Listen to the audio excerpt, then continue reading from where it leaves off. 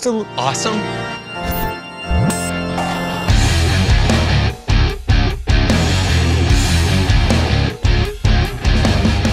Hey, fellas. Hey, Kellen. What you got for us today, my friend? Well, today we have a story about Jesus from the book of Luke. You see, Jesus traveled from town to town with his friends and his disciples. He taught all about God's kingdom and did all kinds of amazing miracles. One day, he traveled through a place called Jericho, and that's where our story begins. Oh, can I help you tell the story, Kellen? Sure. What exactly do you have in mind? You'll find out. Okay, looks promising. Here we go. Like I said, Jesus was passing through Jericho. A man named Zacchaeus lived there. You see, Zacchaeus was an important tax collector and was very rich. Here you go. Well, actually, Zacchaeus was really short. Oh. And he probably didn't have many friends or people who were really happy to see him. Oh. Because in that time, tax collectors were really greedy and often stole from the people they collected taxes from. So, people did not like him. Okay. How about this? Yeah, that seems about right. Cool. Keep going. Zacchaeus wanted to see who Jesus was. He probably heard stories about him, the way Jesus healed people of diseases, or how his teachings always blew everyone's mind. Maybe he even heard about how one of Jesus' disciples, Matthew, had been a tax collector too. But as usual, Jesus was surrounded by a large crowd of people. And since Zacchaeus was short, he couldn't see over the crowd. So Zacchaeus climbed a sycamore fig tree so that he could see Jesus. Is that a palm tree? What? It's a coconut. No.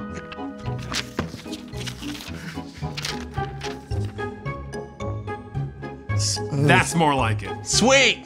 Like a fig. Good one. What happened next, Kellen?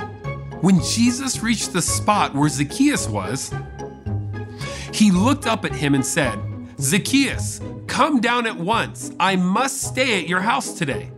So Zacchaeus came down from the tree at once and welcomed Jesus into his home gladly. The end. Whoa, slow down. That is not the end of the story. It's not? Nope. Oh,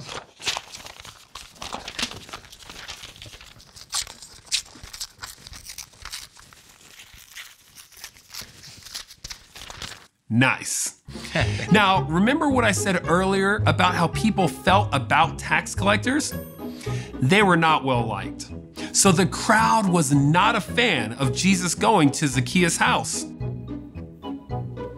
They started whispering to each other how they didn't approve. They said, "Jesus has gone to be the guest of a sinner." Man, it's not fun when people talk about you behind your back. Not at all. Zacchaeus stood up and he said, "Look, Lord, here and now I give half of what I own to those who are poor. And if I have cheated anybody out of anything, I will pay it back. I will pay back 4 times the amount I took." wow. That's a big deal. It sure was. It could have been everything Zacchaeus had. But what mattered to Zacchaeus was that he now had Jesus as a friend and Lord. Jesus said to him, "Today salvation has come to your house." Hold on. One more. Okay. Now that's the end of the story. Thanks, Kellen. And thank you for the drawings. That was great. I know. It's so amazing that even though Zacchaeus had stolen from his neighbors, Jesus was still kind to him and wanted to spend time with him. Jesus could have told Zacchaeus a list of all the things that he needed to change about himself. But instead, Jesus simply showed him love, acceptance, and forgiveness. And that changed Zacchaeus completely. Forgiveness is a pretty powerful thing, huh? No doubt about it. I'll see you guys next time. Bye. Bye, Kellen. Wow. I love that Jesus wasn't worried about his reputation or what other people thought of him. I love that Zacchaeus was changed because of what Jesus did. Exactly, because we've all done things that we know we shouldn't do. We've all sinned. Yeah, and I'm always so thankful when people forgive me. Yeah, me too. Hey, you know what? Reveal the question. When has someone forgiven you? Could be a parent or sibling. Or a teacher or a friend? You know, I remember one time when my bus driver forgave me. Oh, I'd love to hear that story. Who wouldn't? Maybe you've experienced something similar to what Charmaine and Sheila went through earlier today. When they forgave each other, it allowed them to be friends so they could sing together again. Yeah, it can be really memorable because it means so much when people forgive us. So, when has someone forgiven you? Talk it out and we'll see you next time. I'm John. And I'm Brandon, and this was the So-and-So Show. Yeah, it was. I'm going to draw something else. I'm going to draw us at the desk. Oh, good. There is me. There is you. Happy smiley face. Happy smiley face. I was really inspired by your beautiful song about how you forgave each other. So I wrote a song that is about when the bus driver forgave me. Oh, good. I wanted to hear this. Everybody. And then we come in.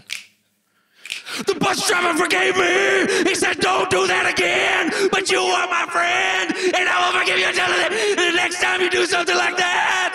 And you won't have to go to the principal's office! Yeah! Yeah! No more gum on the seat!